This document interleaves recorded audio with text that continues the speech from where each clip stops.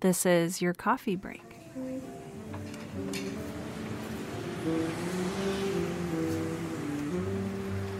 Hey friends, I'm back again this week, and I have with me today author and teacher Esther Goldenberg. She has recently published a brand new book, and by recently I mean a couple months ago, and she also owns Three Gems Publishing. Esther, welcome to the show. Thank you so much for having me. I kind of want to jump right in and talk about your journey to becoming a writer. So tell us a little bit about your background and how you got into writing. Well, Yeah. my background is in education and specifically elementary school education. And I've always, for as long as I can remember, made up stories in my head. Long before I was a teacher. Actually, I remember telling my little sister stories all the time. She would always ask, and she's about 5 years younger than I am. And she would ask, "Oh, will you tell me a story? Will you tell me a story?" So I think I've always been telling stories, but it wasn't until a few years ago that I started writing them down. And the first book that I wrote, it's not published, but it's one of my favorites because I wrote it with my older daughter. Oh. And I would take the dog for a walk and go into this world that we created together, this world of fiction. It happened to be a book about a brother and sister. It's um, sort of magic treehouse-esque. I Oh, don't know how yeah. familiar you are with 8-year-old literature. Very, actually. So it was something along those lines. But the nice thing was that we got to really invent these characters and their situations. And it was one of the most fabulous bonding experiences I've ever had with my own child. And those were the first stories that I really started writing down. Like I said, they're not published, but it sort of got me started. I love that. What a powerful reason to start writing stories down. Thank you. A lot of times in the classroom, I would also use stories as a teaching tool because they can be very engaging. And, when you have a bunch of wiggly little kids, you want to engage them.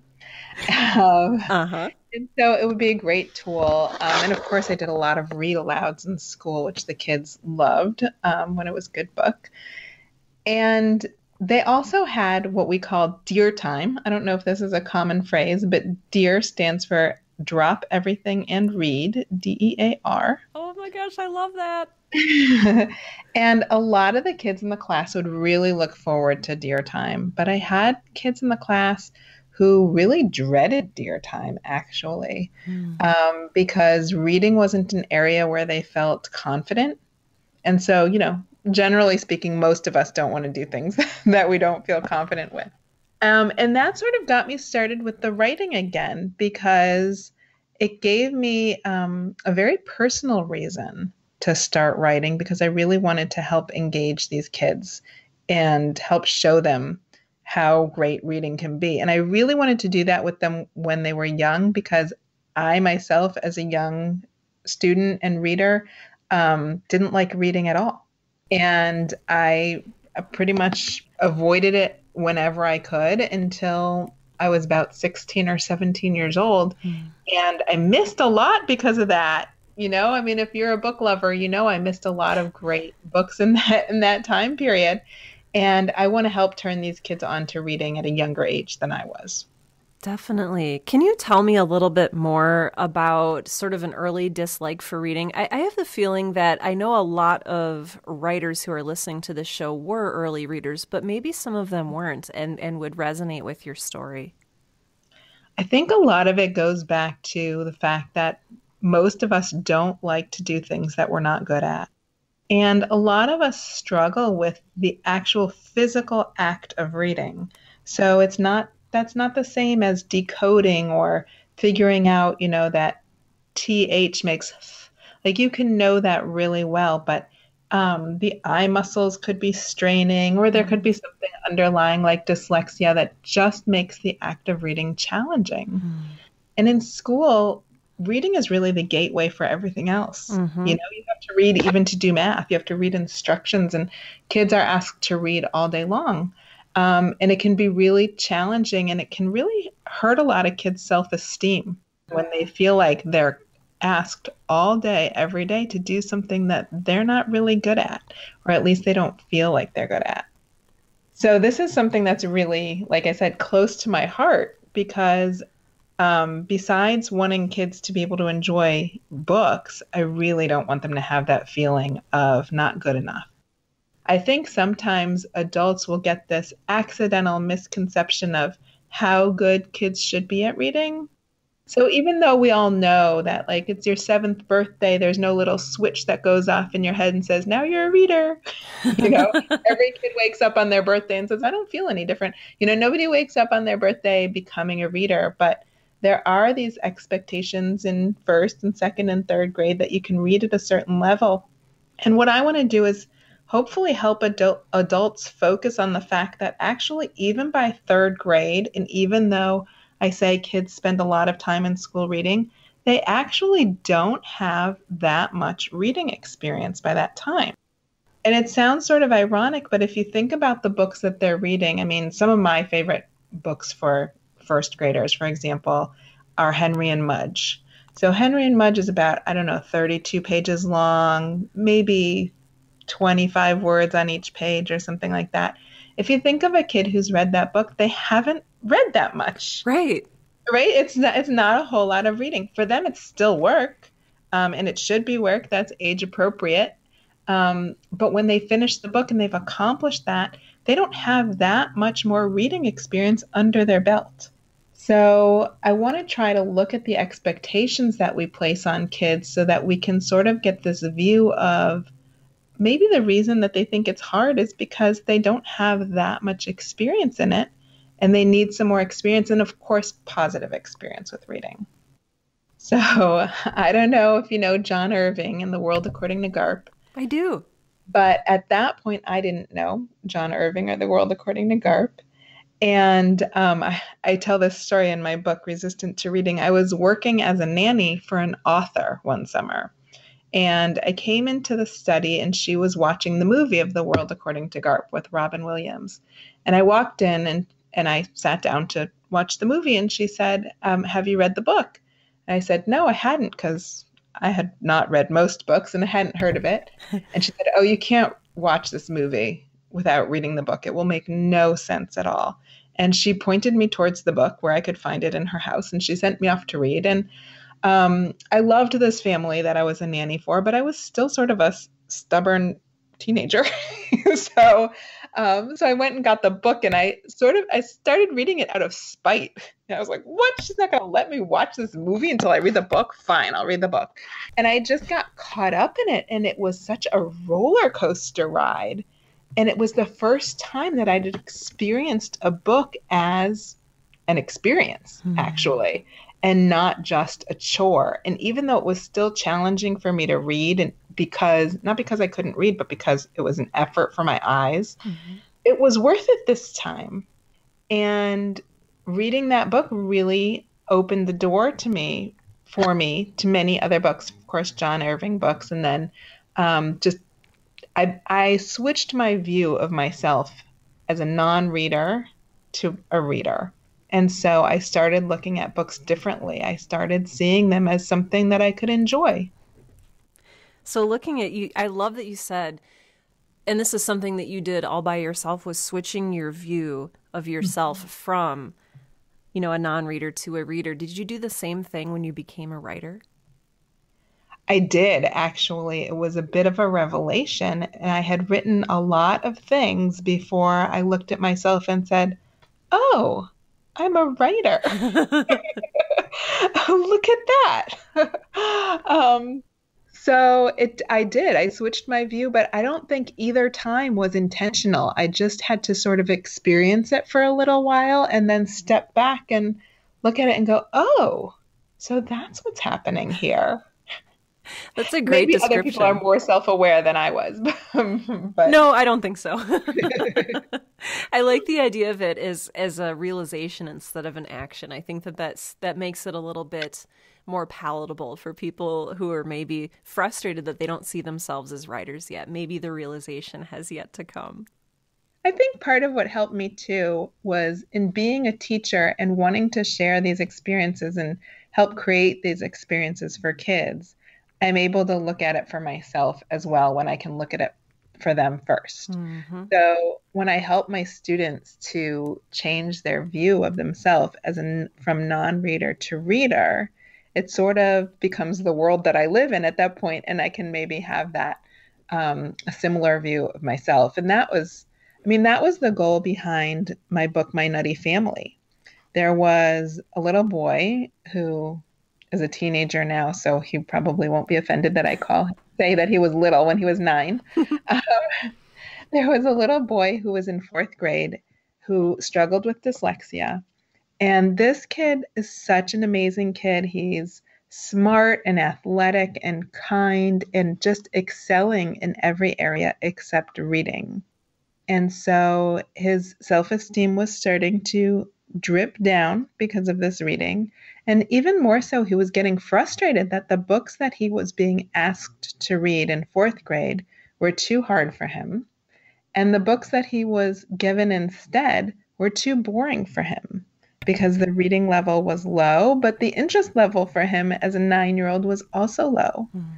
And that was really what sparked my creativity for creating My Nutty Family. I thought, you know what? If he just got to have this in bite-sized pieces and it was at his reading level and at his interest level, he would be able to read without that huge weight on his shoulder.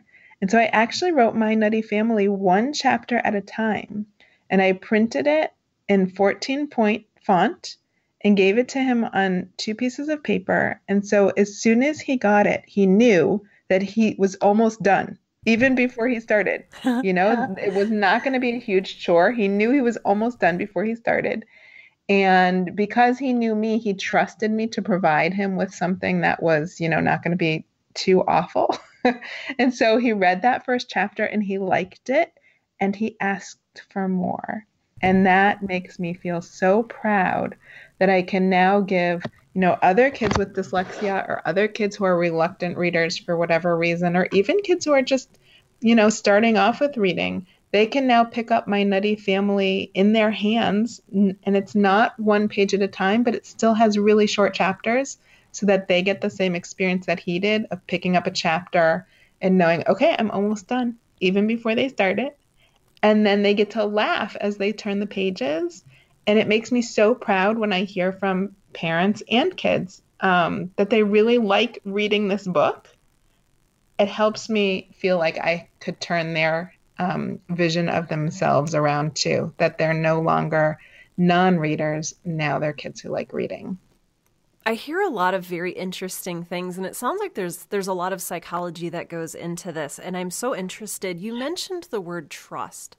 Like he was able to trust you. Can you elaborate on that a little bit? I'm really fascinated by the element of trust that comes with reading.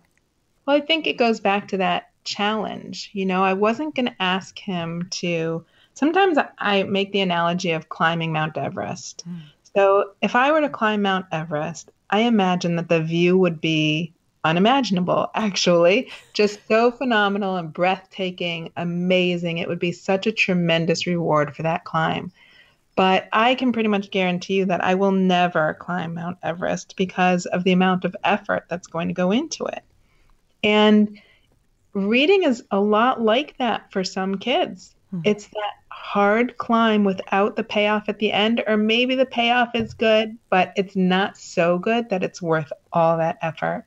So when I was giving him these pieces of paper, because we had an established relationship, he already trusted me and knew that I understood that reading was a challenge for him and that it didn't mean he wasn't smart or wasn't trying. So we knew each other in real life, and so we had established that trust. But when I'm able to establish that trust with kids who I've never met, because My Nutty Family has those same ingredients of the short chapters and the illustrations, and I even published it actually in a large font with lots of space between each line. And some of the feedback that I get from kids, not from parents, but directly from kids is, I loved this book because I never read the same line twice.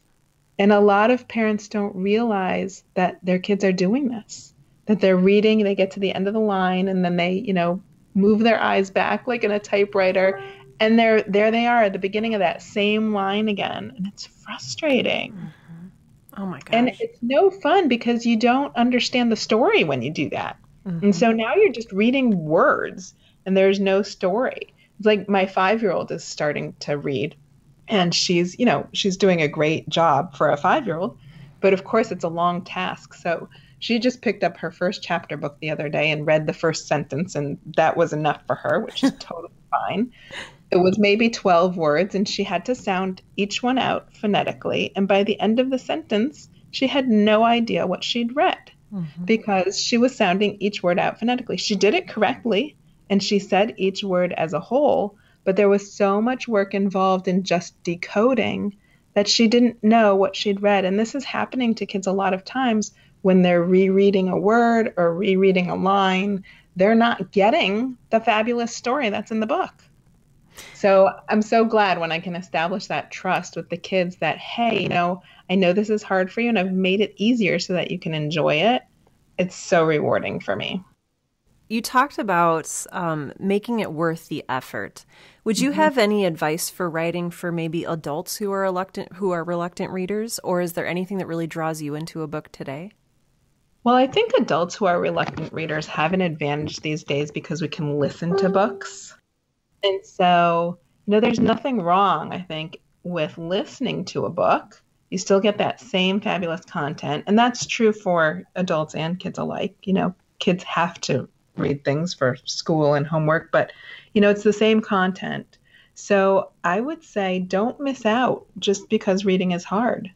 You can still listen to books, but if you're writing for somebody who's a reluctant reader, I think you can use some of those same tricks of just making it less challenging to read.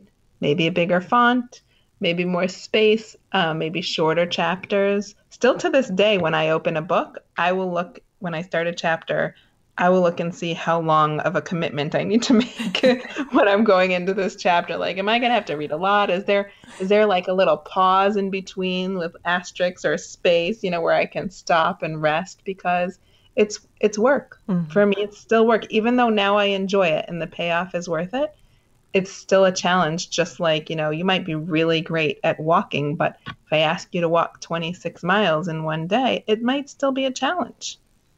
I agree, and I love that perspective. So thank you for sharing that with us. I'm also really curious. You started your own publishing company. I did. Tell me all about it. Well, it's called Three Gems Publishing, and I started it actually when I wanted to publish my first book, which is called Hypatia Academy. Now, Hypatia Academy is a middle grade fantasy fiction novel, and it's written for like third through sixth graders. It's about a girl who becomes a reluctant heroine in her own journey.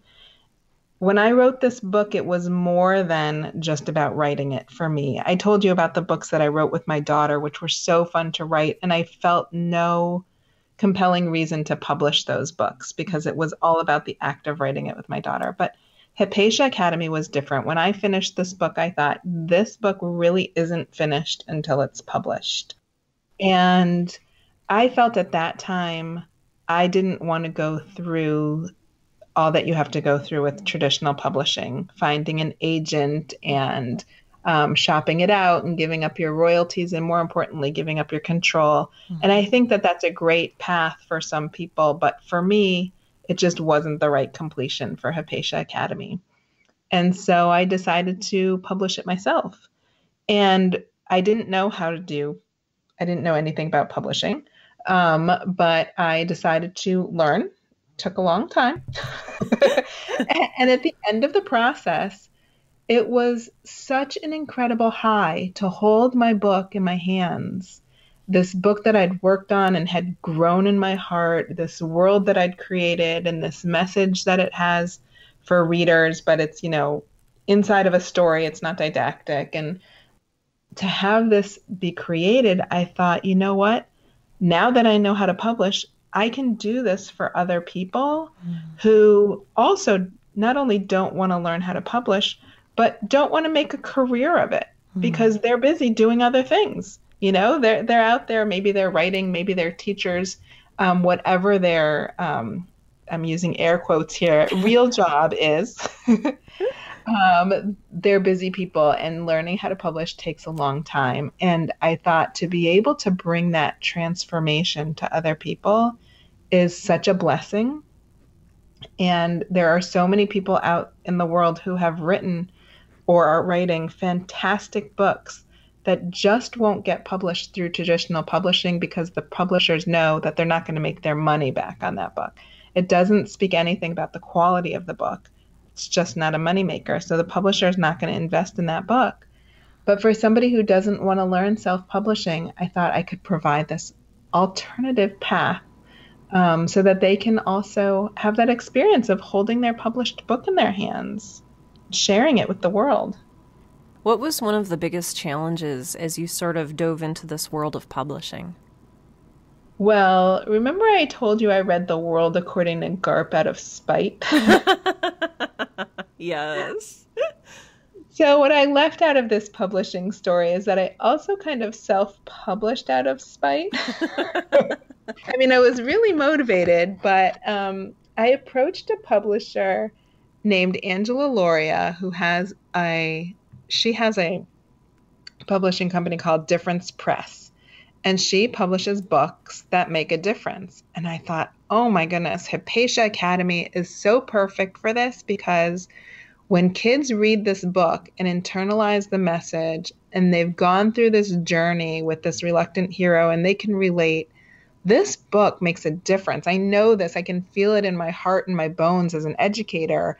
I know the response that the children would have. And I approached her and I said, this book really makes a difference. And she just said, no, we don't publish those kinds of books. Oh. And I was hurt a little bit, because I know it's a book that makes a difference. But, when I licked my wounds a little bit, I know that that's actually not what her publishing company does. They publish sort of self-help and coaching books like that. And Hypatia Academy doesn't fall under that category. So I thought, okay, fine. If she's not going to do it, then I'm just going to learn it myself. And so one of my biggest challenges was first actually getting over that hump of rejection, no matter how much sense it made. And then just being pushed forward by this, strong emotion that I was feeling really helped. And then, to be honest, I don't want to discourage anybody from self-publishing, because in all honesty, it's not that hard to learn. And what I felt was, at that time in my life, I had more time than money. And so I was going to learn how to do it rather than pay people for the different pieces that you can hire people to, upload it and format it and all those other things. I learned how to do those pieces myself so that I could publish Hypatia Academy. And I think that really, in all honesty, it was time consuming, but not very difficult. I appreciate you saying that. I appreciate your honesty. I love that you're willing to say, yeah, I kind of did this out of spite. And it's funny, because that's almost how I started podcasting as well. I was like, I have more time than money. I might as well figure this out and just, I'm going to create my own thing. And there's something really awesome about that. Well, I'm so glad that you created your podcast. Actually, I've listened to many authors during their coffee talks, and it's always fun to hear the different experiences that people have. Yes, I really appreciate that. It's just everybody is so wildly different, and yet we're all kind of working toward the same thing. And actually, to that point, that raises a question. A lot of writers have talked about dreaming of shedding their day job, quote unquote, and living the dream as a paid author, but it sounds like you're kind of doing the opposite of that.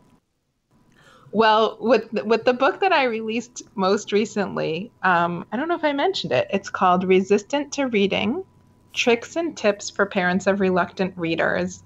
And I was inspired to write this book sort of after My Nutty Family, because of what we were talking about earlier, and wanting to share these tricks and tips with parents who are probably living with a reluctant reader, or, some parents are living with reluctant readers.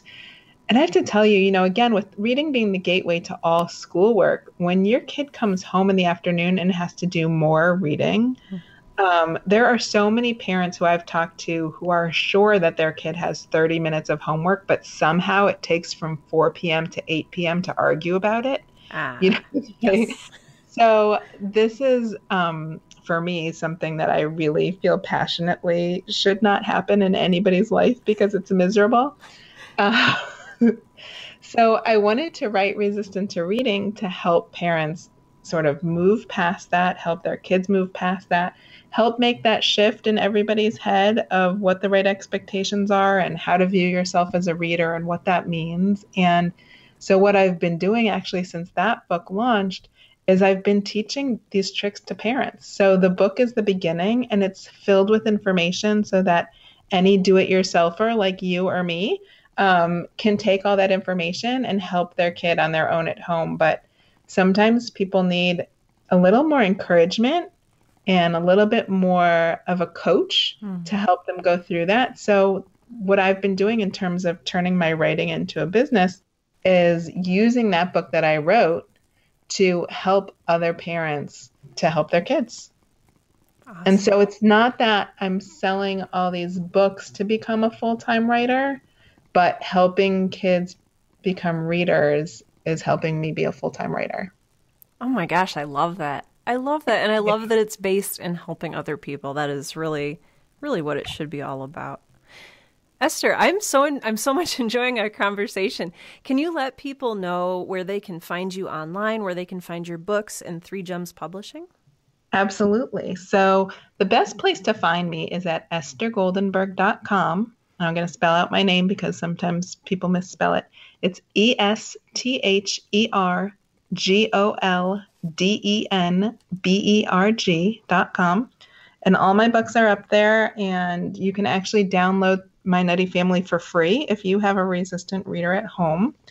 And they can try it out and see how they like that book. I'm also on Facebook, and I'm not a big fan of other social media platforms, so I don't go there. But you can find me on Facebook at Esther Goldenberg Author. And you can also find me at threegemspublishing.com. I am not an orderly person, and my notes here are like, so I just have this like big swath of notes. Oh, that's funny. I thought you were going to ask me about if it's possible to be a writer without being an orderly person, which you probably know from experience now that it is, and I would just second that. I totally get that. I guess what I kind of want to ask is what's next for you? Well, I actually have a couple of sequels in the works. So My Nutty Family is a series. And actually within the first book that you would hold in your hand, there are 3 books inside of that first volume, again, to give those kids that feeling of quick accomplishment and success. Mm-hmm. So the next volume will also have 3 books, and that's in the works. And I've just recently started writing a sequel to Hypatia Academy, which I'm very excited about, but I also know it's going to take a long time for that story to sort of work its way through my consciousness and come out on paper. Very, very cool. Well, we'll look forward to seeing those from you. And in the meantime, this has been such a pleasure. Thank you so much for joining us on today's show. I hope you have a wonderful afternoon. Thank you, and you too.